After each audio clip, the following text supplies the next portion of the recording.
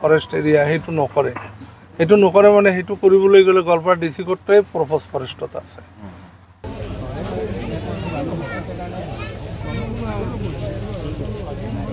পৰা নাই, এই ৰেঞ্জাৰ আহিছিল আমাৰ ঘৰত, আহি কৈছে পৰা নাই। আমাৰ অংগনবাদী ঘৰ আছে এখন, 25 লাখ টকীয়া এটা ঘৰ দিছে, সেইটো ৰেঞ্জাৰে জানে। এতিয়া কৈ আছে সেইটো আমি কি জানো, আমি নাজানো, সেইটো পৰিব ভিতৰত পৰি গৈছে এনেকৈ কৈ আছে। মই আজি কেইদিনৰ পৰাই শুনা পাইছোঁ যে বান্দৰমাটাত উচ্ছেদ অভিযান হ'ব। এই বিষয়টো লৈ আজি প্ৰায় 20 দিনমান আগত আমাৰ যিজন ফৰেষ্ট মিনিষ্টাৰ তেওঁ গোৱালপাৰাত আহি এলানি আলোচনা কৰিছে। আমাৰ বিধায়কসকলক মাতিছিল, আমাৰ ৰেঞ্জাৰ আছিল, ডিএফঅ আছিল, আমাৰ ডিচি চাব আছিল, সকলোৰে আগত এটা আলোচনা হৈছিল যে আমি যিবিলাক ৰিজাৰ্ভ ফৰেষ্ট আছে সেই সকলোবিলাক আমি উচ্ছেদ কৰিম আৰু সেইটো হাইকোৰ্টৰ অৰ্ডাৰত কৰিম। তেতিয়া বহুত কথা হ'ল যে ৰিজাৰ্ভটো কৰিব, PRF যিটো প্ৰপ'জ ফৰেষ্ট এৰিয়া সেইটো নকৰে মানে সেইটো কৰিবলৈ গ'লে গোৱালপাৰা ডিচি কোৰ্টটোৱে প্ৰপ'জ ফৰেষ্টত আছে। গোৱালপাৰা চিভিল হস্পিটেল আছে, গোৱালপাৰা চাৰ্কিট হাউচ আছে, গোৱালপাৰা কোৰ্ট আছে, গোৱালপাৰা এডুকেশ্যন অফিচ আছে, গোৱালপাৰা SP গোটেইবিলাক যিমান অফিচ আছে, বাপুজী নগৰ ইমান বৃহৎ অঞ্চল য'ত হাজাৰ হাজাৰ মানুহ আছে, প্লাছ তাতে বুদ্ধিজীৱীসকল, সাংবাদিকসকল, আইনজীৱীসকল চব তাতে আছে।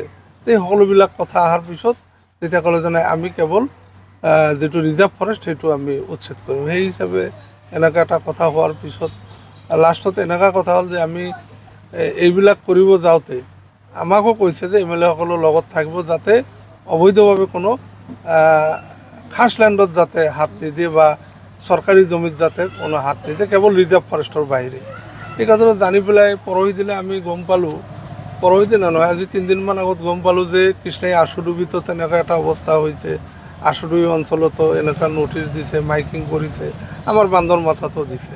মই একচুৱেলি বাহিৰত আছিলোঁ, মই লগে লগে যোৱাকালি কৃষ্ণাইত আহিলোঁ। আমাৰ বিধায়ক দুধনৈ বিধায়ক গোৱালপাৰা পূব একে ৰছিদ আলম আৰু স্বৰ্গীয়াৰী আমি গোটেইখিনি বহিলোঁ, বহি ৰাইজৰ লগত আলাপ আলোচনা কৰিলোঁ। তাৰপিছত আমি পোনে পোনে গোৱালপাৰা ডিচিৰ তাত গ'লোঁ, গৈ পেলাই সকলোখিনি ঘটনা আমি ভাঙি পাতি ক'লোঁ যে এনেকুৱা অৱস্থা, তেওঁলোকে খাছ পানীত কিয় গৈ আছে, এইটোতো ৰিজাৰ্ভ ফৰেষ্টে ভাঙিব দিছে, এইটো গভৰ্ণমেণ্টৰ অৰ্ডাৰটো সেইটো নহয়, বা কোৰ্টৰ অৰ্ডাৰ যিটো কোৰ্টৰ অৰ্ডাৰ আৰু গভৰ্ণমেণ্টৰ অৰ্ডাৰ মানে আমাৰ মন্ত্ৰীও আহিছিল, মন্ত্ৰীও তেনেকুৱা কৈছে। গতিকে এইটো কেনেকুৱা ধৰণৰ কথা? তেওঁ ক'লে ঠিক আছে আমি তেনেহ'লে এটা জইণ্ট ছাৰ্ভে কৰাম, যোৱাকালিৰ কথা এইটো, জইণ্ট ছাৰ্ভে কৰাম, মানে আমাৰ গোৱালপাৰা পূব সমষ্টিৰ যিটো এৰিয়া পৰিছে আৰু জলেশ্বৰৰ এৰিয়া, ইয়াতে চাৰ্কেল অফিচাৰ আৰু ৰেঞ্জাৰ DFO এওঁলোকে মিলি জইণ্ট ছাৰ্ভে এটা কৰিব, তাত আমিও থাকিম লগত, বা আমি নাথাকিলেও কোনো অসুবিধা নাই, তেওঁলোকে অফিচিয়েলি জইণ্ট ছাৰ্ভে কৰিব। এই কথাটো হৈ আছে। ডিচি সাহেবক কয়, ডিচি সাহেব কৈছে হয় মই তেনেকুৱা কৰি দিম, জইণ্ট ছাৰ্ভে কৰি চাম। কিন্তু আজি হঠাৎ পোনে পোনে ৰাতিপুৱা শুনিলোঁ যে এনেকুৱা আৰু মানে তোমাৰ এই JCB আনিছে। পিছত মই শুনিলোঁ ৰেঞ্জাৰক ফোন কৰোঁতে ক'লে নাই JCB এইটো ভাঙাৰ কাৰণে যোৱা নাই, এইটো কেৱল ৰাস্তাটো ঠিক কৰাৰ কাৰণে গৈছে।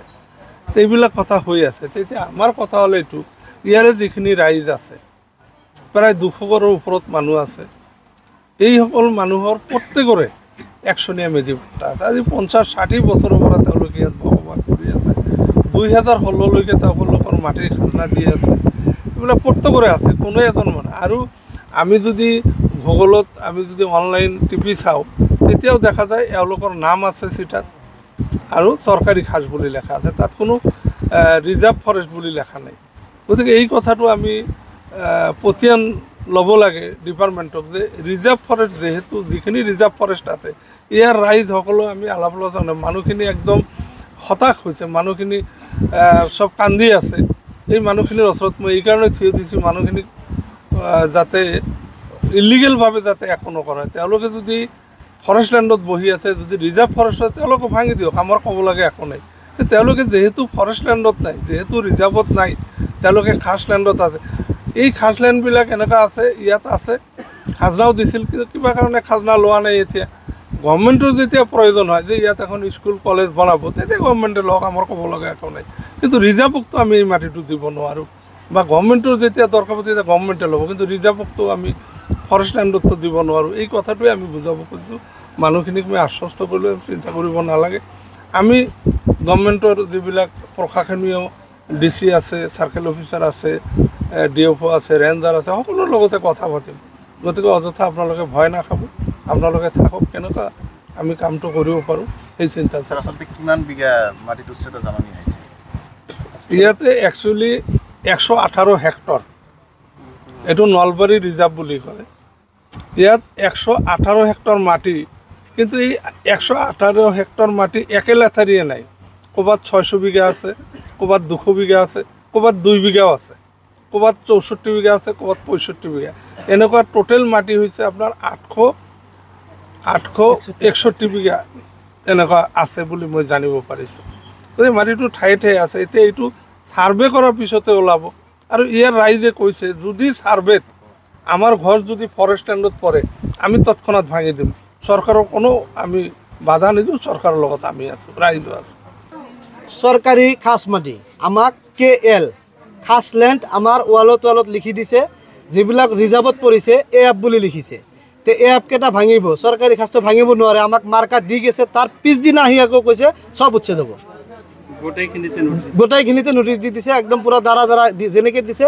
ইয়াতে আমাৰ চব টিভি মাটি এইবিলাক চিহ্ন দি দিছে, খাছ লেণ্ড বুলি লিখিও দিছে। ফৰেষ্টৰ মানুহ আহি এখেতে অলপ দয়া কৰি 18 হেক্টৰ মাটিটো মাপি জুকি লওক। আমাৰ এইখিনি আবদাৰ। যিখিনি ফৰেষ্টত পৰিছে সেইখিনি সিহঁতে লৈ যাওক। আমাৰ যিখিনি খাস চৰকাৰী টিভি পাট্টা সেইখিনি আমাক বচাই দিয়ক, ৰেহাই দিয়ক। চৰকাৰৰ কাছে আমাৰ এইখিনি কাকুতি।